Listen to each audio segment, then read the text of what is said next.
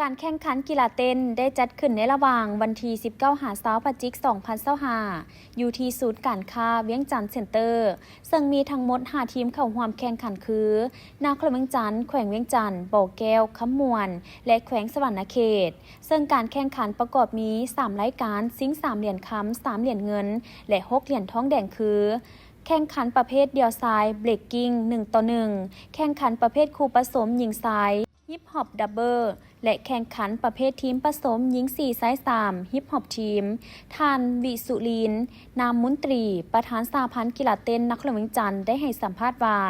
ทางสหพันธ์พวกเขาได้กะเกี่ยมความพร้อมมาแต่ต้นปี 2025 ภายหลังที่คณะกรรมการกีฬาแห่งชาติก็คือนครเวียงจันทร์ได้รับร้องเอากีฬาเต้นเข้าในการแข่งขันในงานมหกรรมกีฬาแห่งชาติครั้งที่ 12 พวกเขาก็ได้มีการแต่งตั้งและแบ่งงานให้กับครูฝึกและนักกีฬาจนฮอดมื้อเข้าร่วมแข่งขันซึ่งว่าการแข่งขันก็มีอยู่ใน3ประเภทกีฬาเนาะเป็นประเภทซ้ายเดียวจะเป็นประเภทเต้นแบบเบรกกิ้งและก็เป็นประเภททีมคู่ผสมยิงซ้ายเนาะเป็นประเภทฮิปฮอปและเป็นประเภททีมนี่มี7น้องเป็นประเภททีมซึ่งว่าอยู่ในนี่พวกเขาก็ได้นำใช้ทักษะอยู่ในการนำใช้บทเพลงกีฬาเป็นลวดลายและก็ท่าทางมีอย่างต่างๆเพื่อให้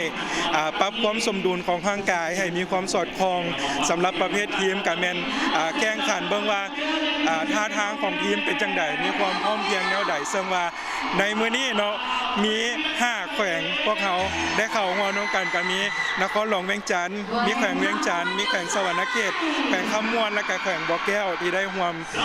แข่งขันซิ่งเหรียญคำในมื้อนี้ซึ่งว่าอีกบ่พอเท่าใดนาทีนี้พวกเขาก็จะได้ติดตามรับชมและก็เบิ่งผลของการแข่งขันไปนำกันว่าผู้ใดสิเป็นเจ้าเหรียญคำสำหรับสหพันธ์กีฬาเต้นของนครหลวงเวียงจันทร์หรือว่าทีมนครหลวงเวียงจันทร์แม่นพวกเขาได้ส่งเข้าทั้งหมดแม่นกีฬาอยู่ใน3ประเภทแม่น12น้องรวมทั้งผู้ฝึกและก็นักกีฬาซึ่งว่าอยู่ในนี้ก็คือที่ได้บอกไปเนาะมีซ้ายเดียวแม่นมี2น้องแล้วก็มีประเภทคู่ผสมยิงซ้ายมี2น้องแล้วก็มีประเภททีมรวมฮิปฮอปแม่นมี7น้องเจ้าสำหรับการสนับสนุนเป็นต้นกับผู้สนับสนุนหลักเนาะคือที่บรรดาทานได้เห็นอยู่ในสื่อข่าวอย่างต่างๆเป็นต้นมีหลายผลิตภัณฑ์แต่ว่าอยู่ในคอร์สของการฝึกซ้อมนี่ก็แม่นพวกเขาได้นำใช้งบประมาณของสหพันธ์ที่มีคลังแฮอยู่แล้วเป็นการกระตุกสุขนิ้วภายในแล้วก็สร้างความเข้มแข็งให้บรรดานักกีฬาเองเพื่อที่จะ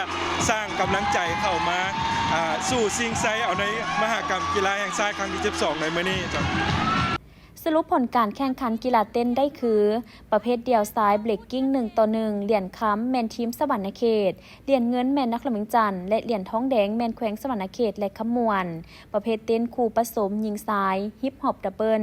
เหรียญค้ำแมนนครเวียงจันทร์เหรียญเงินแขวงเวียงจันทร์และเหรียญทองแดงแมนแขวงสวรรณเขตและบ่อแก้วส่วนทีมผสมยิง4 ซ้าย 3 ฮิปฮอปทีมเหรียญค้ำนครเวียงจันทร์เหรียญเงินสวรรณเขตและเหรียญทองแดงแมนแขวงขมวนและแขวงเวียงจันทร์นครหลวงเวียงจันทร์